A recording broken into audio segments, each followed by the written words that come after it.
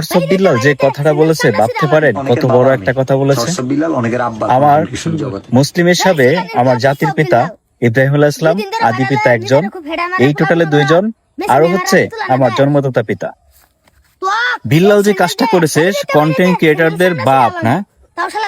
আরে বেটা, তুই তো কয়দিন আগে বিয়ে করলি, তোর বউ আগে বিয়ে হয়েছিল, সেগুলোর বাচ্চা কাচ্চা থাকতে পারে, সেগুলোর বাপ তুই হইতে পারস। আমাদের তুই বাপ হইতে যাস কি লাগে বেটা? তুই বিয়েই করলি শুক্রে শুক্রে 8 দিন। বেদবির একটা সীমা আছে, এমন বেদবি করিস না যেটা জয়রা দিতে হয়। মানুষের ইমোশনের জায়গায় হাত দেওয়া যাবে না বাবা, এগুলো ভালো না। ভালো হয়ে যাও, নয়তো রাস্তাঘাটে মার খাইতে হবে।